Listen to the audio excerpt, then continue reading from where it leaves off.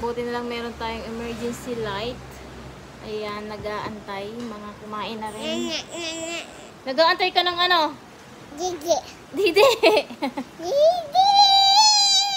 Brown out na tayo. Wala na tayong wifi guys. Buti na lang naka-data tayo ngayon. And ito yung ating mga pamangkin. Dito muna sila sa bahay namin. Kasi medyo mababa yung bahay nila. Inaabot agad ng baha. Pero siguro hindi naman babaha dahil yung hangin, yung kalaban natin ngayon, sobrang lakas ng hangin. Pabugso-bugso lang yung ulan niya. Ito nga at nasira na tong tulda natin dito sa may dirty kitchen natin. Kaya ayan, inaayos ni Papa Alden. Alas 5 to ng madaling araw guys. Bumagsak, sobrang ingay dito sa likod dahil dito sa mga naglalaglagan na mga gamit natin. Gawa ng malakas na yung hangin. Tapos minsan naman yung ulan ng malakas tapos walang hangin. Depende. Buti na lang talaga hindi sa atin dumaan yung pinakamata. Kayo po, anong lugar po kayo ngayon? Kamusta po dyan sa inyo? Dito po ay ito yung update natin sa Bicol. Alas 7 ng umaga, November 9.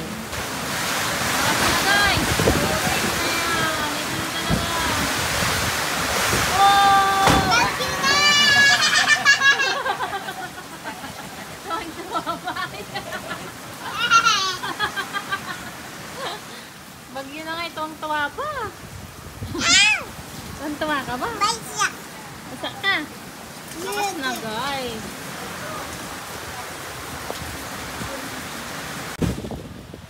Napatakot na namin yung aklakso na yung dito. Sobrang takot. Magulo ng hangin yan. Dito ko naman sa amin takot. Tapos may mga wire dyan ng kuryente. Yung kasyong hangin ba kaya may mga nakitol. Tubig yan.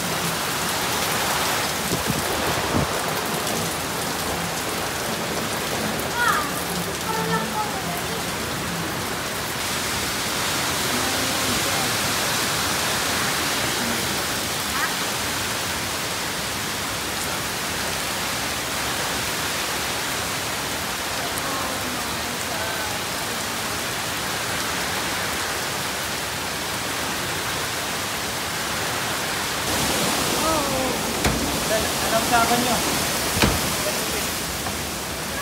Banyo, ilagay mo sa banyo. Tayo.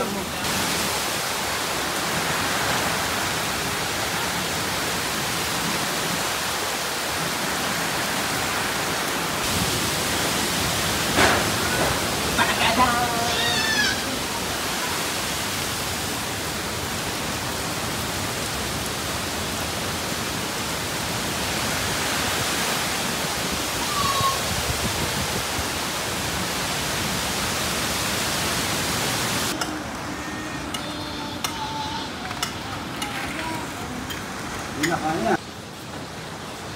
Kain po tayo habang binabayo ng bagyo. Binabayo. Tilapia. Grabe, ang lakas mo. Nililigot na ako. Ay. Pag ako na lang nahulog na ano. Kanina pala, wala pa yun. Ito pa lang pala yung bagyo, ano. Kanina, kala ko yun na yun eh. Paramdam lang. Ayan, taas na ng tubig.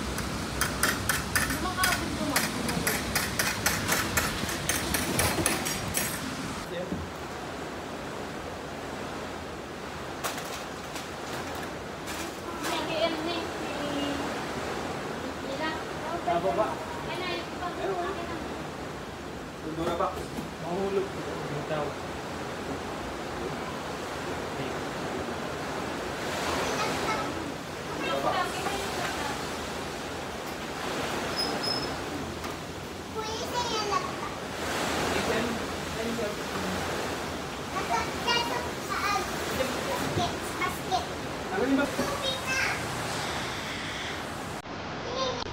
Dito sa ating kitchen.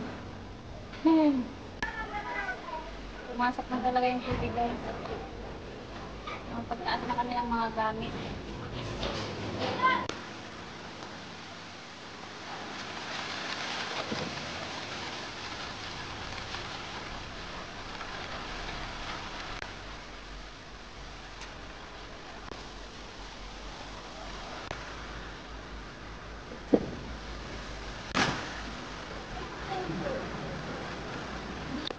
Tinaas na namin yung mga gamit, tapos itong mga kurtina tinali namin kung sakali man, kasi nga hanggang bintana dito kapag bumabaha. Hindi nga namin akalain na ganito pala yung dadanasin namin. Sobrang lakas ng hangin at saka ulan na tuloy-tuloy, guys.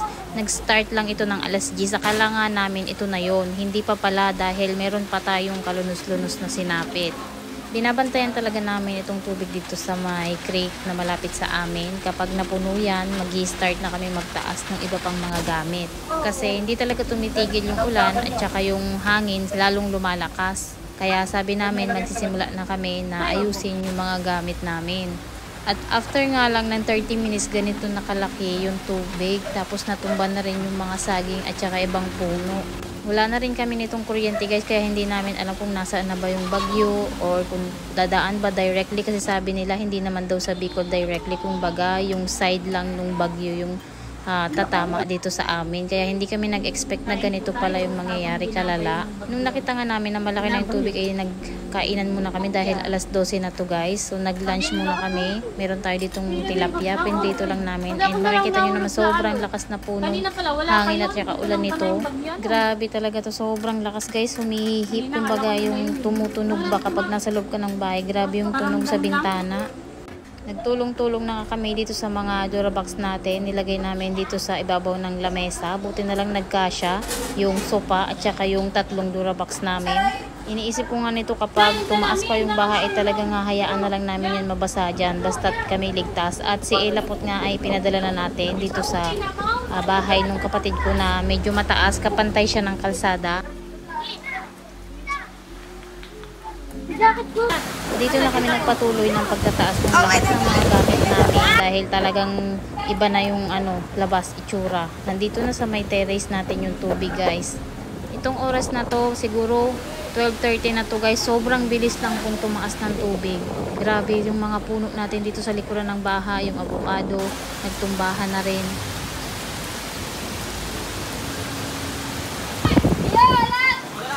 Nagpatulong na rin ako dito sa mga kapatid ko para magpasok nitong ating mga halaman dahil siguradong iyaan ito ng mga baka. Hindi talaga namin expected to guys na ganito na naman yung sabihin natin. Itong bahay na to itinayo noong 2018 pa po at 3 beses na siyang binaha. Nag-start na bumaha dito sa amin 2020. So 2020 tapos bumaha ulit nung ako'y nasa abroad. Tapos ngayon ulit guys na 2025. So alternate. So buti nga sila yung mga batuta, tuwang-tuwa yung mga yan kahit naman tayo nung bata pa kami guys. Kapag ganitong baha-baha, tuwang-tuwa. Ewan ko ba sa mga to. Nagsiswimming pa dyan. Pero syempre tayo mga matatanda, yung worst scenario na yung iniisip natin. So ayan, nagsimula nang pumasok yung tubig dito sa amin. Oy, kasing wag ka ng ano? Ang ano, TV? Ha? Baka maano abot. Tita, ala sa lumi. Tulungan. Iyo, uto. Wala lang. Wala daw, Pete. Pati ini, saro.